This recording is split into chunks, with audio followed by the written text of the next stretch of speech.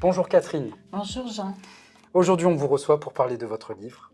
Oui. J'aurai quelques petites questions à vous poser.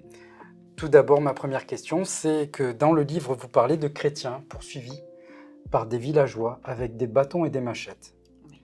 Dites-nous simplement, comment Dieu est intervenu dans ce contexte. Alors, tu parles Jean du village d'Etiolo. Il se trouve en plein milieu des montagnes du Fouta Djallon, à 2 jours de route, de piste même, de la capitale Dakar.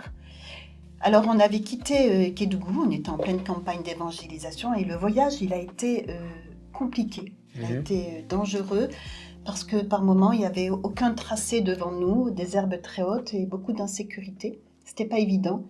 Et là, nous étions de passage et nous devions continuer notre route pour aller plus loin.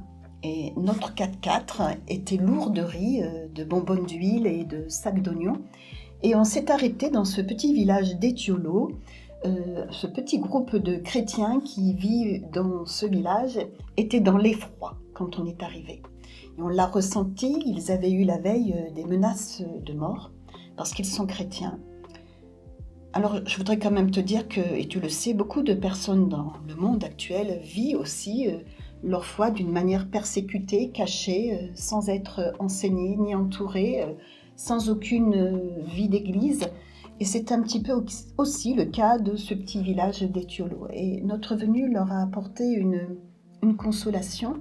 Ils avaient demandé à Dieu qu'un missionnaire vienne les rassurer et que le pasteur Christophe et maman Catherine puissent se déplacer et être à leur côté. Et nous sommes arrivés à ce moment précis et pour eux, c'était la réponse à la prière. On n'est resté que quelques heures près d'eux et puis nous leur avons aussi laissé de la nourriture. C'était un temps de famine pour qu'ils puissent manger aussi pendant quelques semaines. Leur grenier était absolument vide, ils étaient dans la détresse en tout point. Et je reconnais que, tu vois, devant l'impuissance de notre action, puisque nous ne pouvions pas leur apporter la sécurité, il y a la force divine et la force illimitée de notre Dieu qui a su entendre leurs cris de détresse. C'était bouleversant. J'aimerais juste vous citer un petit verset que j'ai noté. De prêcher en toute occasion, favorable ou non, et d'exhorter avec toute douceur et en instruisant. C'est dans 2 Timothée 4.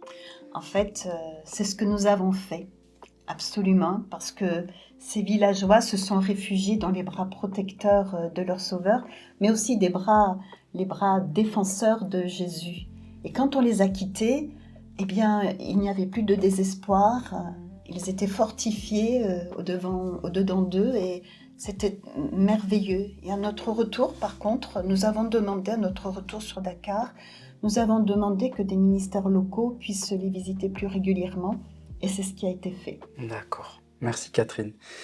Une autre question, est-ce que vous avez eu, sur tous vos déplacements, est-ce que vous avez déjà eu peur d'aller à un rendez-vous, d'aller voir des villageois ou d'aller dans un quartier ? Alors, pour tout te dire, on n'a jamais forcé les portes, jamais. En brousse, on allait de village en village et nous nous arrêtions. Et là, en toute transparence, on allait voir le chef du village et nous disions qui nous étions. Et si le chef du village nous ouvrait les portes de la concession ou du village même, alors nous prenions contact avec la population. Et s'il nous donnait aussi l'autorisation de parler de notre Dieu, alors nous le faisions. Je voudrais te dire que nous avons aussi été rejetés. C'était très violent, surtout dans la gestuelle, les regards, et là on n'a pas insisté. Oui. Voilà. Mais même devant le refus d'annoncer l'évangile, mais là où le village a été ouvert, là où les portes ne sont peut-être pas ouvertes à l'évangélisation, nous avons toujours laissé de la nourriture, nous avons laissé des sacs de riz, en grand nombre, de l'huile, et puis nous sommes revenus dans ces villages, et nous sommes venus avec des équipes aussi médicales pour soigner, et puis pour faire du bien, et puis parler aux enfants, et parler aux femmes, notamment de mon côté. On a toujours veillé, Jean, à la bonne odeur de Jésus-Christ, à la laisser à ces personnes-là. Et encore aujourd'hui, je suis persuadée, convaincue que les enfants auront été interpellés, des enfants qui sont devenus adultes, mais notre passage les aura marqués. Oui, c'est bien. Vous avez pu, tout simplement, pu apporter la parole dans les bonnes occasions, tout simplement. Oui, tout à fait, parce que pour moi, et puis je pense pour chaque chrétien, il n'y a jamais eu de coïncidence, mais toujours cette opportunité que Dieu nous donne de pouvoir parler de lui. Et ça, c'est important. Là où nous sommes, il y a toujours des ouvertures. Et si tout semble bloqué, eh bien, une main tendue vers l'autre ne laisse jamais, jamais, mais jamais une vie dans l'indifférence. En fait, que ce soit à Etiolo ou lors de vos visites non planifiées, parfois de village en village, en brousse, l'essentiel, c'est que vous avez pu être là où Dieu vous voulait, tout simplement, pour annoncer sa parole. Exactement. Je continue avec d'autres questions. Il y a un truc qui m'a un peu tilté quand j'ai lu le livre, c'est les petits détails. Et en fait, je me suis dit, comment faisiez-vous pour noter tout ça? Est-ce que vous les notiez sur place quand ça se passait, ou vous rentrez le soir, vous vous posez et avec Christophe, vous parliez de votre journée passée, et à ce moment-là, vous étiez en train de noter et vous dire peut-être un jour je vais faire un livre, etc. etc. Dites-nous tout simplement. Alors ça, c'est une question qu'on nous a souvent posée. Alors, nos actions, elles étaient variées, et nous nous occupions beaucoup de jeunes pasteurs, de leurs épouses, pour les encourager. On avait plusieurs ouvertures aussi dans les villages de brousse, construction d'écoles, construction de puits, de forages, des séminaires de formation, et puis aussi, on s'occupait d'enfants de la rue, enfin, campagne d'évangélisation, etc. Plein de choses. Je comprends ta question parce que, alors, en effet, comment se rappeler de tout ce que nous avions vécu?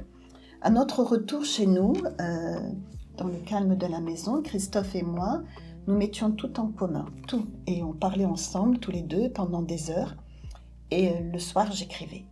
C'était ma façon, et ça l'est encore, d'être en relation avec Dieu, j'aime écrire. Et c'est comme une reconnaissance écrite, pour glorifier Dieu de toutes ses grâces et de son soutien aussi, même dans les moments difficiles. Et ce, pour laisser la trace absolument indélébile de son action, de l'amour de Dieu. Alors, je réponds à ta question, je ne prenais jamais de notes avant. Et il me fallait me retrouver dans le calme dans la maison, et souvent aussi près de mon mari, et puis dans le calme de la soirée. Et ce, chez nous, dans l'intimité de notre maison.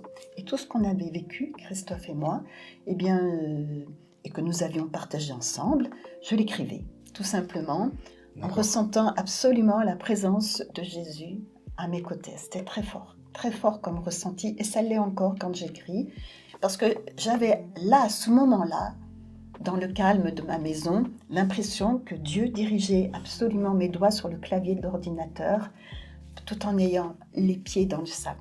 C'était merveilleux. Merci Catherine. J'ai une autre question. Ma question suivante, c'est William. Parlez-nous un petit peu de William, un garçon engagé. Et dites-nous si d'autres se sont engagés, parce que, vu comme vous en parlez dans le livre, c'est quelqu'un qui était engagé pour le Seigneur. William, il a été incontournable dans notre service au milieu des enfants de la rue. Il a donné tout son être pour ces enfants talibés, des enfants confiés par leur famille à des marabouts. Et nous avions besoin de cadres pour entourer ces 120 enfants. Régulièrement, chaque semaine, on les avait. Et lors de nos rencontres, William a été incontournable. Et des enfants qui arrivaient de nulle part, mais on savait que c'était Dieu qui nous les envoyait.